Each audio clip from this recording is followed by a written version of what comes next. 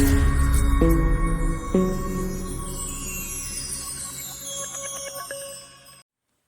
Friends, Saravanakumar. Welcome to power space solar tech. நீங்கள் முதல் முறையாக என்னோடய வீடியோ பார்க்குறதா இருந்தால் மறக்காமல் சப்ஸ்கிரைப் பண்ணிவிடுங்க. நீங்கள் சோலார் பற்றி A to Z நம்ம வீடியோ பார்த்து நம்ம சேனல்லேருந்து தெரிஞ்சுக்கலாம். இன்றைக்கி பார்த்தீங்கன்னா ஒரு 2.5 kilowatt of grid system install பண்ண தான் வந்திருக்கோம். இது தாம்பரம் சைட்டு. இந்த இடத்துல தான் நம்ம இன்ஸ்டால் பண்ண போகிறோம். ஹை ரைஸ் போடுறோம், ஏன்னா இவங்க கீழே இந்த பிளான்டர் பாக்ஸ், அதாவது செடி வைக்கிற அந்த இது கட்டியிருக்கிறதுனால ஹை ரைஸ் போடுறோம் இந்த ஏரியாவில். ஒரு காலிங்க இதான் அந்த நம்ம ஸ்ட்ரக்சர் இன்ஸ்டால் பண்ணுற ஏரியா. இது இங்கே தான் மேலே பேனல் வரப்போகுது. இந்த சைடு ஒரு லெக்கும், இப்படி பேக் சைடு ஒரு லெக்கும் போடுறோம். இந்த சைட்லேருந்து தான் பேனல் எடுக்க போகிறோம்.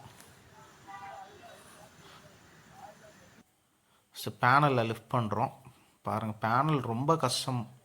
இது 2 கயிறு கட்டி எல்லா சைட்லேயும் 2 கயிறு கட்டி தூக்கிடுவோம். இந்த சைடில் தூக்கவே முடியல. அப்புறம் 3வது கயிறு ஒன்று வாங்கிட்டு வந்து 3 பேர் கிட்டத்தட்ட 4வது ஃப்ளோர்லேருந்து நாங்கள் கிரவுண்ட் ஃப்ளோர்லேருந்து 4வது ஃப்ளோரில் நின்று நாங்கள் பேனலை தூக்குறோம். பேனல் தூக்கிறதுக்கு மெட்டீரியல்லாம் மேலே ரைஸ் பண்ணுறதுக்கே எங்களுக்கு ஒரு நாள் ஆயிடுச்சு. பாருங்கள் எவ்வளோ கஷ்டம்ட்டு. கிட்டத்தட்ட 30 கிலோவுக்கு மேலே இருக்க பேனல். இந்த மாதிரி தான் மொத்தம் 4 பேனல் மேலே தூக்கியிருக்கோம். அது இல்லாமல் ஸ்ட்ரக்சர் எல்லாமே இந்த வழியாக தான் கட்டி தூக்கணும். ஏன்னா ரொம்ப பார்த்து பண்ணேன். ஏன்னா இது பைஃபேஷியல் பேனல் வேறு. ஆக்சிடெக் ஜெர்மன் பேனல் பைஃபேஷியல். இது மாதிரி 4 பேனல். ஏன்னா இதில் 2 சைடுமே உங்களுக்கு செல்ஸ் தான் இருக்கும். 2 சைடுமே இதில் ப்ரொடக்ஷன் இருக்கும். ஸ்ட்ரக்சர் ஆல்மோஸ்ட் ஃபிக்ஸ் பண்ணிவிட்டு இது பாருங்கள் கயிறு போட்டு எல்லாம் கட்டியிருக்கேன். ஏன்னா அந்த சைடு வந்து ஒன்றுமே இல்லை. பிளான்டர் பாக்ஸ் அந்த சைடு ஃபுல்லாக டவுன் தான். ஸ்ட்ரக்சர் இன்கேஸ் மிஸ் ஆச்சுன்னா 4 ஃப்ளோர் கழிச்சு கீழே விழும். அதனால் எல்லாமே உங்களுக்கு கயிறு போட்டு கட்டி எல்லாமே பேலன்ஸ் சப்போர்ட் நிற்க வச்சாச்சு. ஆல்ரெடி 3 லெக்கு நம்ம ஸ்க்ரூ பண்ணிட்டோம். 4வது லெக்கு ஸ்க்ரூ பண்ணுறோம். இந்த ஃப்ளோரில் லெக்கு ஃபிக்ஸ் பண்ணுறப்ப மட்டும் நம்ம ஃப்ளோரில் கண்டிப்பாக ட்ரில் போட்டே ஆகணும். போடும்போது என்ன பண்ணுவோன்னா, லாக் ஃபிக்ஸ்னு ஒரு கெமிக்கல் இருக்குது. எல்லோரும் ஹார்ட்வேரில் கேட்டிங்கன்னா கிடைக்கும். கிட்டத்தட்ட மெட்டல் பேஸ்ட் மாதிரியே இருக்கும். அது போட்டு ஃபில் பண்ணி அதில் நம்ம இந்த லெக்கு ஃபிக்ஸ் பண்ணிவிடும். ஃபஸ்ட்டு 4 கார்னர் லெக்கு ஃபிக்ஸ் பண்ணியாச்சு. இப்போ சென்டர் லெக்கு ஃபிக்ஸ் பண்ணுறோம். இந்த பேனல் ஸ்ட்ரக்சர் மட்டும் என்னென்னா, இந்த ஸ்ட்ரக்சர் எல்லாமே நம்ம அங்கேயே அளவு செஞ்சுட்டு வந்துடுவோம். இங்கே ஹோல்லாம் பண்ண முடியாது. அதனால் அதுக்கு ஏற்ற மாதிரி ஃபஸ்ட்டு ஃபிக்ஸ் பண்ணிவிட்டு தான் நம்ம அதுக்கேற்ற ட்ரில்லாம் மார்க் பண்ணுவோம். பாருங்கள், அதையும் நாங்கள் இப்போ இழுத்து கட்டுறோம். உங்களுக்கு தெரியும்னு நினைக்கிறேன். அந்த பின்னாடி இருக்கிறதையும் இழுத்து கட்டுறோம். இழுத்து கட்டிட்டு தான் வேலை பார்க்குறோம். ஏன்னா சேஃப்டி ரொம்ப முக்கியம்.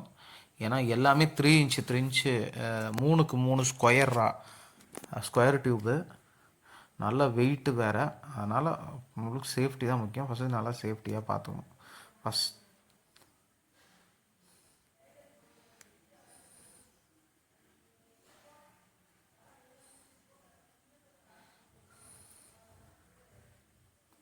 அதே மாதிரி பார்த்திங்கன்னா, இது வந்து நார்த் டு சவுத் வச்சுருக்கோம். நார்த் சைடு பார்த்திங்கன்னா அந்த ஸ்ட்ரக்சர் ஹைட்டாக இருக்கிற இடம் நார்த் சைடு, டவுனாக இருக்கிற இடம் சவுத் சைடு. வெயில் படாத இடத்துல தான் வச்சுருக்கோம். நிழல் எதுவும் விழக்கூடாது.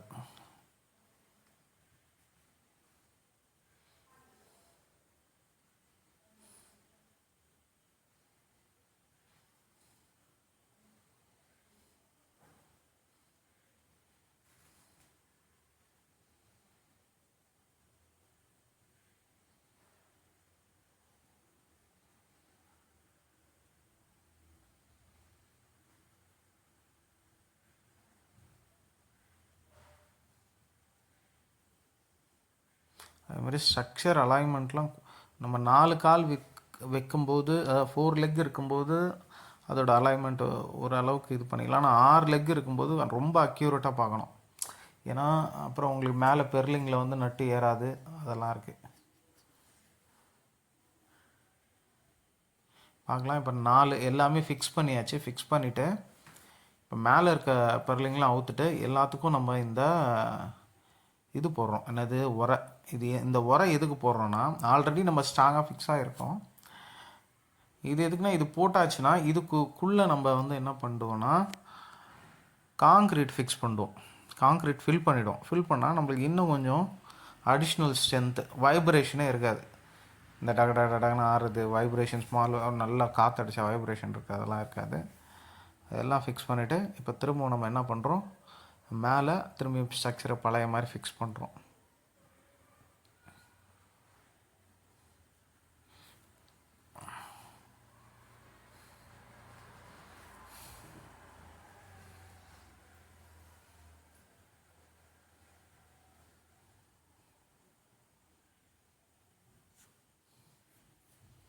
அதேமாதிரி ஸ்ட்ரக்சர் போடும்போது ஸ்ட்ரக்சரில் மட்டும் காம்ப்ரமைஸே ஆகக்கூடாது. ஸ்ட்ரக்சரோட குவாலிட்டியில் பாருங்கள், நம்ம எல்லாமே ஜிஐ தான் போட்டிருக்கோம், கேல்வைஸ் ஐஎன் தான் போட்டிருக்கோம்.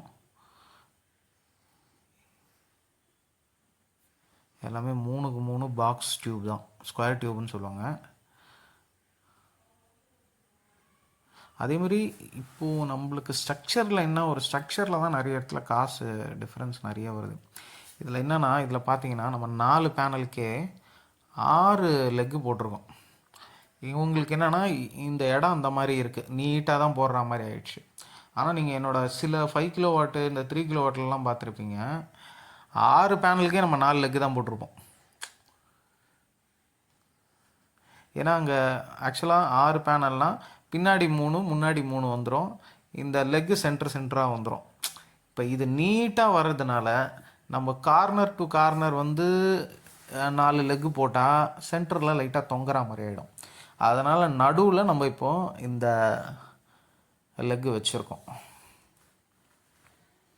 ஆக்சுவலாக இந்த வீடியோ பார்க்குறது உங்களுக்கு ரொம்ப பொறுமை வேணும். நாங்கள் A to Z நாங்கள் என்ன பண்ணோன்றதை நம்ம இந்த வீடியோவில் போட்டிருக்கோம். அதுவும் ஃபுல் ஸ்பீடில், அதாவது ஒரு 3x 4x ஸ்பீடில் தான் இந்த வீடியோவும் ரன் ஆகுது. நான் பின்னாடி வாய்ஸ் ஓவர் கொடுக்குறேன், அவ்வளோதான்.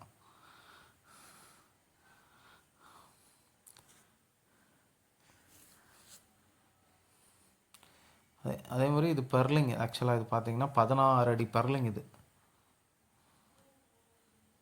ஏன்னா ஒரு பேனல் பார்த்தீங்கன்னா 3.75, மொத்தம் 4 பேனல் இல்லையா, அதனால் இது மொத்தம் 16 ஃபீட் வரும். நம்மளுக்கு நடுவில் கிளாம்ப்பு அது எல்லாம் சேர்த்து 16 அடி வந்துடும். மொத்தம் இது 2 வந்துடும்.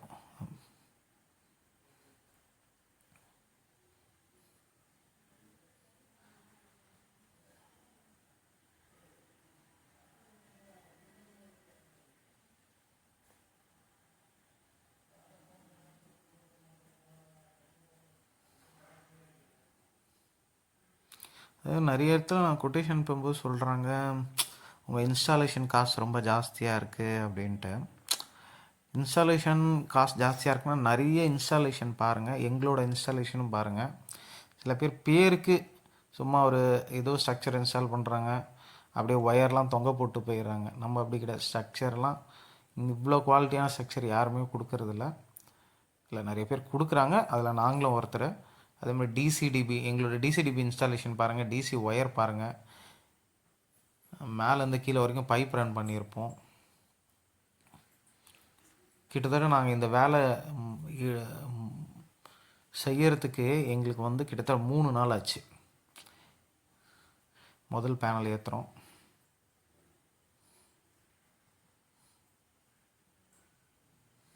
சில பேர்லாம் ஒரே நாள்லேயே ஆச்சாம் போச்சான்னு முடிச்சுட்டு போகிறவங்களாம் இருக்காங்க.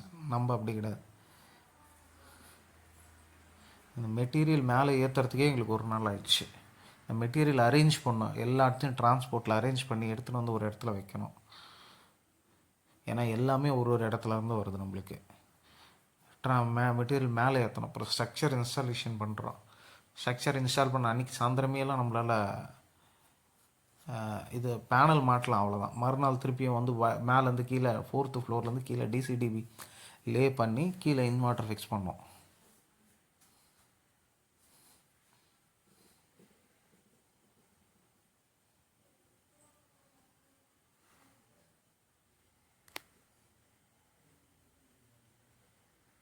அதே மாதிரி இது கிளாம்ப்லாம் நாங்கள் போடுற கிளாம்ப் எல்லாமே அலுமினியம் கிளாம்ப் தான். இந்த ப்ராக்கெட்டில் வர எல்லா கிளாம்புமே அலுமினியம் கிளாம்ப் தான். உள்ளே வந்து எஸ்எஸ் நெட்டு, அதாவது எஸ்எஸ் நெட்டு வந்து ஒட்டி வர நெட்டு போடுறது வந்து எஸ்எஸ்ல அலன் கீ நெட்டு தான் போடணும், ஸ்பேனர் நெட் யாரும் போட்டுறக்கூடாது.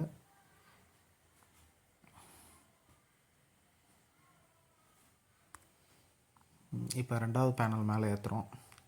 பேனல் ஏற்றும்போது ரொம்ப கவனமாக ஏற்றணும், ஏன்னா இந்த சைடில் இருக்க அந்த ராடு வந்து வெளியில் நம்மளுக்கு எக்ஸ்டெண்ட் ஆகிருக்கும்போது பேனல் கீழே ஸ்க்ராட்ச் விழுறதுக்கு நிறைய சான்சஸ் இருக்குது. அதனால் ஃப்ளாட்டாக இருக்கிற இடத்துல மேலே ஏற்றிட்டு பேனல் கிட்ட நவுத்திக்கணும்.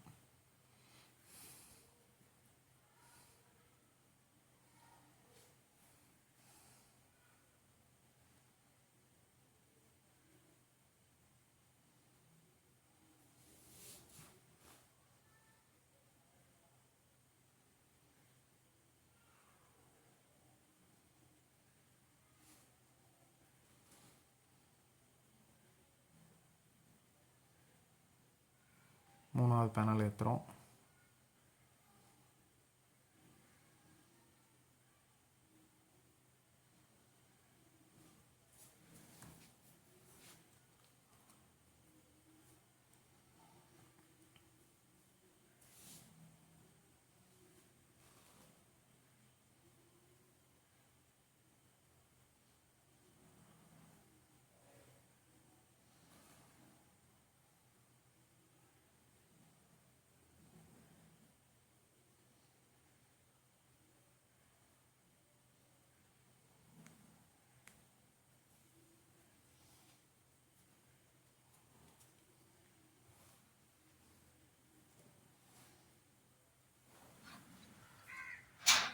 அவ்வளோதான், 4 பேனலை இப்போ ஈவனாக ஃபிக்ஸ் பண்ணியாச்சு. நீங்கள் பார்க்குறீங்க.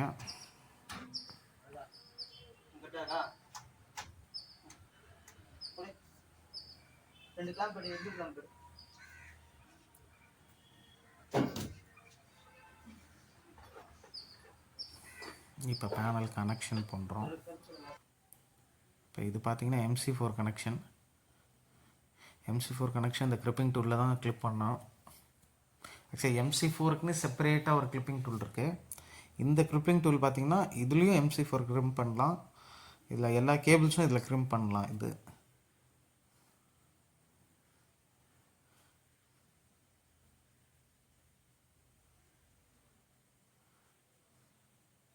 இந்த பேனல் பார்த்தீங்கன்னா 4 பேனல் போட்டிருக்கிறதுனால ரெண்டாக சீரீஸ் பண்ணி அப்படியே பேரலல் கனெக்ஷனாக கீழே எடுத்துன்னு போகிறோம். ரெண்டாக சீரீஸ் பண்ணி 2 இன்புட் இங்கே டிசிடிபி வச்சுருக்கோம். அந்த டிசிடிபியில் கனெக்ட் பண்ணிவிட்டு அங்கேருந்து ஒரு அவுட் எடுத்துகிட்டு கிரவுண்ட் ஃப்ளோர், அதாவது இன்வெர்ட்டர்கிட்ட எடுத்துன்னு போகிறோம்.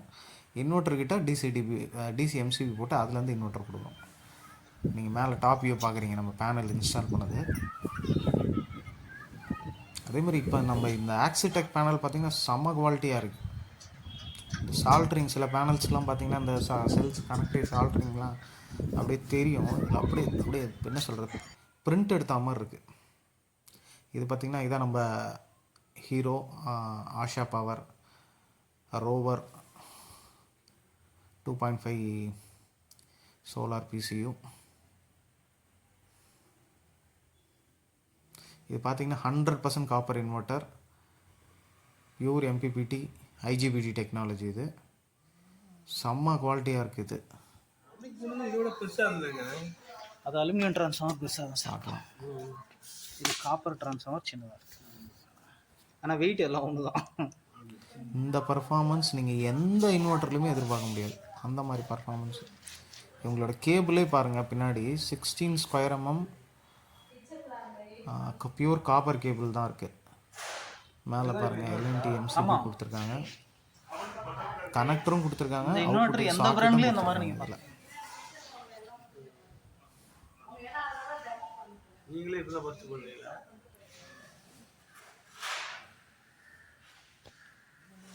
எக்ஸைட் சோலார் 5 years வாரண்ட்டி இருக்கா, டியூப்லர் பேட்ரி. நீங்கள் சோலார் பேட்ரி போட்டிங்கன்னா எக்ஸைடே போடுங்க, இது உங்களுக்கு காஸ்ட் எஃபெக்டிவாகவும் இருக்கும், நல்லாவும் இருக்கும். நம்ம இந்த சைட்டுக்கு இதான் போட்டிருக்கோம். C20, ஆக்சுவலாக C20ல் இது 200 AH, சாரி C10ல் 200 AH, C20ல் 220 AH. இது கீழே நீங்கள் பார்க்கலாம் ஒரு ரெட் கலர் ட்ரே, அது யாருக்கா வேணும்னா கால் பண்ணுங்கள். அது எதுக்குன்னா, நீங்கள் பேட்டரியில் டிஸ்டில் வாட்டர்லாம் ஊற்றுறீங்க, அது வழிஞ்சு தரைக்கு போய் தரைலாம் நாசமாயிடுது. சில பேர் ஜாஸ்தி ஊற்றிடுவாங்க, அது ஓவர்ஃப்ளோ ஆகி தரையெல்லாம் ஆசிட் பட்டு உங்கள் தரையெல்லாம் வேஸ்ட்டாக போகுது. அதுக்காக நான் அந்த ட்ரே வச்சுருக்கேன். அந்த ட்ரே நம்மக்கிட்ட இருக்குது, நம்மளே ஆர்டர் பண்ணி செஞ்சோம். யாருக்கா வேணும்னா கால் பண்ணுங்கள். நம்ம குவாலிட்டியாக செஞ்சுருக்கோம். ஆன்லைனில் கூட பார்த்தேன், ஆனால் மட்டு பிளாஸ்டிக்கில் இருந்தது. இந்த படிக்கட்டு கீழே தான் அவங்களுக்கு வந்து நம்ம அந்த சோலார் இன்வெர்ட்டர் இன்ஸ்டால் பண்ணுறோம்.